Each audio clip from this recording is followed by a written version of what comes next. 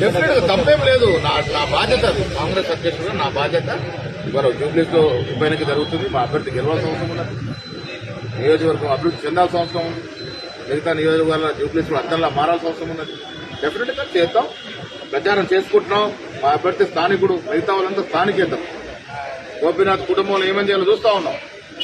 మాకు ఆ కుటుంబంలో చూద్దాము. గోపీనాథ్ కుటుంబంలో కావాలని కాంగ్రెస్ పార్టీ పెట్టుకుని ఎలక్షన్స్ దగ్గర చీప్ పాలిటిక్స్ కు పాల్పడుతుందని గోపీనాథ్ కుటుంబంలో 9 సంవత్సరం కాంగ్రెస్ పార్టీ లేదు.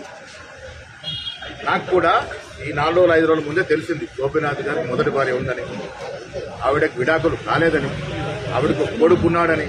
కనీసం అంత్యక్రియలకు హాజరవుతానంటే కొడుకును ఒక మాజీ మంత్రి బెదిరించినాడని. వీటన్నిటికీ ఎవరు వివరణ ఇవ్వాలి? గోపీనాథ్కి సన్నిహితంగా ఉన్నటువంటి కేటీఆర్ గారు వివరణ ఇవ్వాలి. ఎందుకు ఇవ్వట్లేదు?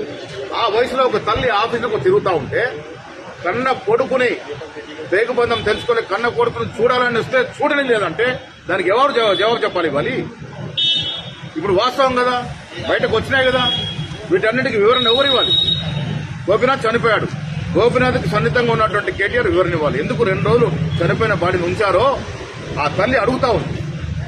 గోపీనాథ్ సొంత తల్లి అడుగుతా ఉంది. దానికి జవాబు చెప్పాల్సిన అవసరం ఎవరికి ఉంది? ఇలా బండి సంజయ్ గారు ఆరోపణలు చేశారు. బండి సంజయ్ ప్రధానంగా మీ పార్టీ పైన కూడా మీ సీఎం కూడా ఆరోపణ చేస్తున్నారు. గోపీనాథ్ సంబంధించిన ఆస్తులు కాజేయడానికి కేటీఆర్, రేవంత్ రెడ్డి ఇద్దరు కుట్రలు చేస్తున్నారు. వాళ్ళ ఆధిపత్యం కోసం ఇదంతా జరుగుతుంది. ఇప్పుడు బండి సంజయ్ గారు అర్థం చేసుకోవాల్సింది, కేటీఆర్ కి అత్యంత సన్నిహితులు గోపీనాథ్. లావాదేవీలు ఆస్తులు ఏమైనా ఉంటే కేటీఆర్ తెలుసుండాలి. కేటీఆర్ కుటుంబ సభ్యులు హాస్పిటల్కి వెళ్లి 2 రోజులు ఎందుకు ఆ తతంగం జరిగిందో బండి సంజయ్ గారు కేంద్ర సహాయ హోంమంత్రిగా ఉన్నారు. తెలుసుకునే ప్రయత్నం చేయాలి. మీరు కంప్లైంట్ ఇస్తే మా ముఖ్యమంత్రి తెలుసుకునే ప్రయత్నం చేస్తారు. ఆ కుటుంబం బజార్న పడడం చాలా బాధాకరం. తల్లి కంప్లైంట్ ఇచ్చి విచారణ చేస్తారు. డెఫినెట్ గా లా ప్రకారము యాజ్ పర్ ద రూల్ ఏది జరగాలో జరుగుతుంది. సార్, ఫైనల్ గా చెప్పండి. యూపీకు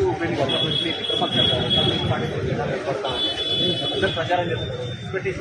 సాయంత్రంతో నాకున్నటువంటి సమాచారం కనీసం 30,000తో నవీన్ యాదవ్ గారు ఇక్కడ గెలుస్తాం. మీద దాదాపు